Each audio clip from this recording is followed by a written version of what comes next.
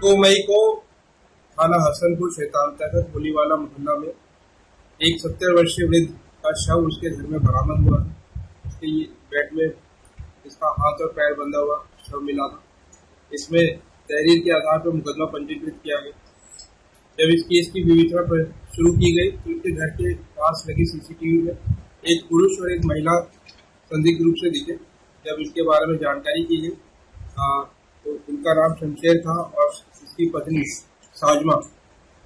उनसे जो पूछताछ के क्रम में ये प्रकाश में आया कि शमशेर ने मृतक से 25,000 रुपये उधार लिया हुआ था। मृतक उधार देने का भी काम करता था और इसके एवज में इसने अपना बाइक और एक बैटरी गिरवी रखी हुई थी और ये पैसे नहीं दे पा रहा था, आर्थिक तंगी थी और मृतक इससे बार बार पैसों का तकाजा करता था, गाली गलौज भी करता था।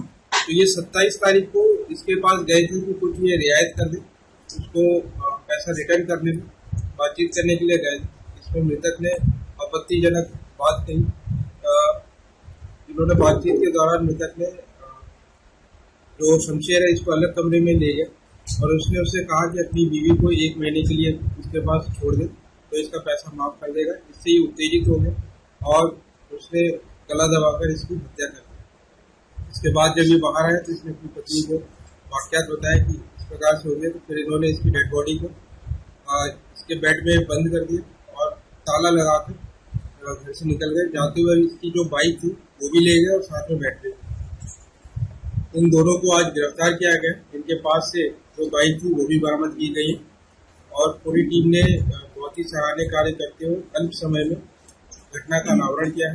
पूरी टीम को मेरी तरफ से 25,000 रुपये का नगद इनाम दिया जाए। जैसे कि मैं सो रहा हूँ तो पिताजी को जगाना है मुझे, तो वो डायरेक्ट उठाने के बजाय, और हिंसा की परंपरा मेरे यहाँ नहीं थी सौभाग्य से, तो वो क्या करते थे कि उस कमरे में आ जाएंगे या बाहर से गुजरेंगे और चौपाई बोलेंगे, प्रात काल उठ के रघुनाथा